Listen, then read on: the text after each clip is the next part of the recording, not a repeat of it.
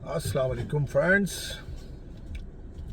मेरा नाम तारिक महमूद ए ख़ान एडवोकेट है। By professional I am lawyer. और अभी मैं आपको एक चीज़ दिखाने जा रहा हूँ, ख़ासकर हमारी जो लॉयर कम्युनिटी है इसके लिए। आज मैं जब कोर्ट गया तो मेरी नज़र से एक ऑर्डर गुजरा। मैंने कहा चलें, जो हमारे लॉयर फ्रेटर्निटी के जो दोस्त हैं, हमारे लॉयर्स जो हैं, उनको शेयर कर दें कि सिंध हाई कोर्ट ने जो इसकी सिंध हाई कोर्ट की जो एडमिनिस्ट्रेटिव कमेटी है, जिसको chief justice Sindh high court जो हेड करते हैं, उनमें उन समेत जो है 5 मेंबरान जो होते हैं, उन्होंने एक ऑर्डर पास किया। और वो ऑर्डर जो है कुछ इस तरह था कि आपको शायद याद होगा कि एक ज़माने में हमारे यहाँ एडीआर का इशू उठा था, वो जो मीडिएटर वगैरह उसका इशू था, क्योंकि सिविल प्रोसीजर कोड की जो सिंध अमेंडमेंट थी 2018 की, उसके मुताबिक इन्होंने मीडिएटर अपॉइंट करने थे।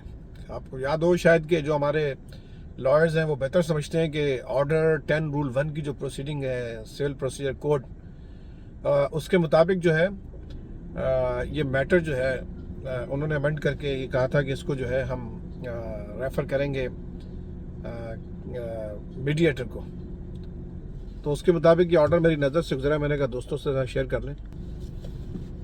इस ऑर्डर के मुताबिक 13 दिसंबर 2022 को एडमिनिस्ट्रेटिव कमेटी की मीटिंग होती है सिंध हाई कोर्ट में। उस कमेटी को हेड करते हैं honourable chief justice Sindh high court, और बाकी उनके जो मेंबरान हैं जस्टिस साहिबान, वो इसको एक एप्लीकेशन आती है मसालिया कमेटी इंटरनेशनल की जानिब से, जिसको अल्टरनेटिव एडीआर जो कहते हैं हम जिसको, और लीगल एड की तरफ से ये एप्लीकेशन आती है। उस एप्लीकेशन को ये जो है अलाउ करते हैं, और उसके मुताबिक जो सिंध अमेंडमेंट है सिविल प्रोसीजर कोड की, उसके मुताबिक जो है वो रिकॉन्सिलेटर और मीडिएटर जो है अपॉइंट किया उन्होंने 47, जो कि एक्टिव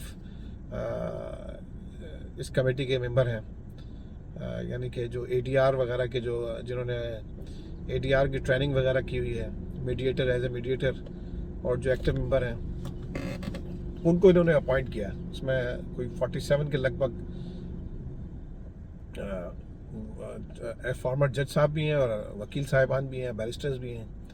उन सब को इन्होंने जो है वो इस कमेटी का हिस्सा बनाकर ये सारे के सारे केसेस जो है इस लेटर के मुताबिक, इस ऑर्डर के मुताबिक जो है वो उनको फॉरवर्ड किए जाएंगे। यानी जो ऑर्डर 10 रूल 1 की जो प्रोसीडिंग है, कंप्रोमाइज़ होता है, कोई आपका मीडिएशन होता है, आपके आपस में बैठ के कोई आपकी कंट्रोवर्सी जो है वो रिजॉल्व होती है, आपके मामला जो है वो अगर हैंडल हो सकते हैं तो उसके ऊपर जो है इस कमेटी को मैटर रेफ़र किया जाएगा। पहले ये होता था कि इस 2018 की अमेंडमेंट है, लेकिन मुझे अफसोस है कि 2022 के आखिर में इनको याद आई है, जबकि अगर ये इस तरह की कोई अमेंडमेंट अगर मौजूद थी कानून में तो उसकी इम्प्लीमेंटेशन जो है तो सेम डे पे क्यों नहीं हुई। अगर आप पब्लिक को कोई अच्छी चीज़ दे रहे हैं तो उसकी डिलीवरी पहले होनी चाहिए।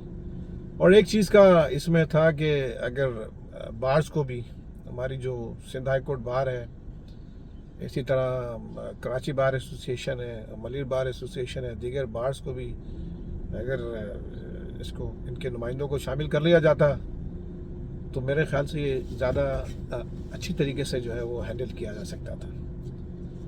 बहरहाल अब इसका जो रिज़ल्ट है वो कुछ भी आए, क्या होता है क्या नहीं होता है, बार्स जो है इसको एक्सेप्ट करती हैं नहीं करती हैं, वो तो डिपेंड करेगा सर्कमस्टेंसेस के ऊपर, बाहर के प्रेशर्स के ऊपर डिपेंड करेगा।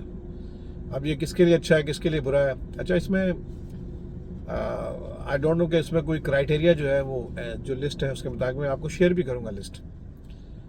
जो 47 साहिबान इसमें मीडिएटर हैं, कॉन्सिलेटर हैं, वो इन मामलात को देखेंगे।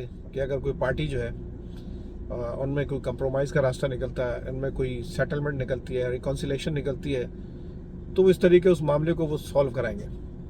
लेकिन इसमें एक सवाल ये पैदा आता है कि अगर हाई कोर्ट ने ये डिसाइड करना था तो इसका बोझ जो है वो क्लाइंट्स के ऊपर ही क्यों? सवाल तो ये पैदा होता है, इसका बोझ जो है क्लाइंट के ऊपर क्यों डाला जा रहा है? और इसके बारे में कोई डिसाइड नहीं किया गया, कोई क्राइटेरिया नहीं है कि कितनी जो है इसकी ऑफिशियल फीस होगी। यानी कि वो जो कोऑर्डिनेटर मीडिएटर साहब हैं उनके पास जब मैटर जाएगा तो वो फीस उसकी कौन डिसाइड करेगा? आया उसकी फ़ीस जो है वो कोर्ट डिसाइड करके भेजेगा कि पार्टी जो है इसको कितनी फ़ीस देंगे, 50,000 देंगे, 1 लाख देंगे, 2 लाख देंगे, कितनी फ़ीस होगी इसकी? ताकि देखिए, अमीर आदमी के लिए तो मसला नहीं है, लेकिन गरीब के लिए तो मसला होता है कि एक छोटा सा सूट है, उसमें क्या फ़ीस तय करेंगे? अच्छा, अब इसमें एक चीज़ और है कि अगर कोई आदमी, जैसे उमूमन हमारे यहाँ प्रैक्टिस है सिविल कोर्ट की कि ऑर्डर 10 रूल 1 के ऊपर पार्टीज कंप्रोमाइज़ को रिफ्यूज़ कर देती हैं, तो क्या इसको अगर रिफ्यूज़ कर दिया जाता है तो उस सूरत में भी ये एप्लीकेशन जो है उसको फॉरवर्ड की जाएगी? इसके एक्सपेंडिचर कौन बेयर करेगा? होना तो ये चाहिए था, जब कमेटी एक फैसला कर रही थी, उस कमेटी का काम था ये बर्डन जो है गवर्नमेंट ऑफ सिंध पर डाला जाता। गवर्नमेंट ऑफ सिंध जो है उसके ऊपर ये बर्डन डाला जाता कि भाई ये जो इसकी एक्स्ट्रा ऑर्डिनरी पेमेंट है, जो इसकी मीडिएटर साहब की जो फ़ी है, चाहे वो 25,000 है, 50,000 है, 1 लाख है, 2 लाख है, 5 लाख है, 10 लाख है, वो सारी की सारी जो है गवर्नमेंट के फंड से लेनी चाहिए या वो हाई कोर्ट के फंड से लेनी चाहिए। हमारा कोई इससे इख्तलाफ नहीं है, ठीक है, लॉ में अमेंडमेंट ये intention of the legislative is very much clear, लेकिन एक चीज़ पे हमें जो है बड़े हमारे खदशात हैं कि कम से कम बार्स के नुमाइंदे जो हैं, प्रेसिडेंट, जनरल सेक्रेटरी और दीगर जो मेंबरान हैं, उनको नहीं तो कम से कम बार के प्रेसिडेंट, सेक्रेटरी को तो आप इसमें ज़रूर उनसे ओपिनियन ले लेते, राय ले लेते कि उनसे कहते कि आप अपनी राय दें, हम इसमें जनरल बॉडीज़ का इनेकाद करते और इस मामले को देखते। ठीक है, अकॉर्डिंग टू लॉ जो है हर काम होना चाहिए, और जिस तरह इन्होंने वो सक्सेशन और लेटर ऑफ एडमिनिस्ट्रेशन पे किया, अब आप देखें कि वो जो लॉ पास हुआ था उसमें तकरीबन 60 से 65% केसेस जो है नादरा से वापस आ जाते हैं, जिनको कोर्ट डिसाइड करती है। अगर ये आप लोगों ने सारा इधर उधर का ही काम करना है तो फिर कोर्ट्स का क्या बेनिफिट है? फिर तो आप समझेंगे सर वो जो इससे पहले यहाँ हमारी पॉलिटिक्स में होता था, यूनियन काउंसिल लेवल पे या यूनिट लेवल पे सारे मैटर जो है डिसाइड हो जाते थे, फिर वो उसी तरीके से हो जाए। हमें किसी पे एतराज़ नहीं है, कोर्ट्स में आता है आदमी एतमाद करके, कोर्ट्स के ऊपर एतमाद करके आता है, और हमारी कोशिश होती है कि हम हमेशा कोर्ट के ऊपर ट्रस्ट करें और हमेशा ट्रस्ट करते रहेंगे, क्योंकि इसके अलावा हमारे पास कोई ऑप्शन नहीं है। लेकिन तो काम करने वाले तो वो इंसान है ना। अगर एक आदमी कोर्ट में प्रोसीडिंग फाइल करता है और उसके बाद उसको आप भेजते हैं एडीआर में,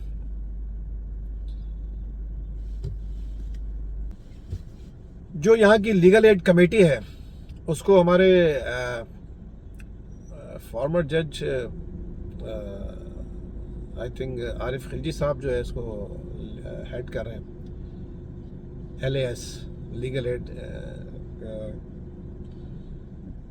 LAS legal aid society, sorry legal aid society, और मैटर जो है अल्टरनेटिव डिस्प्यूट रेजोल्यूशन सेंटर्स को भेजे जाते हैं। तो ये सारे मामलात आपके सामने हैं।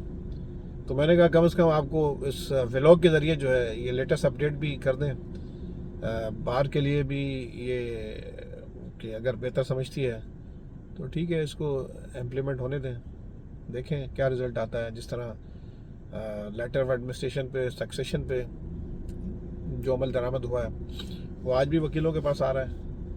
आखिर में जो सबसे आखिर है वो फाइनल जो है वो कोर्ट ही करता है, कोर्ट ने ही डिसाइड करना है।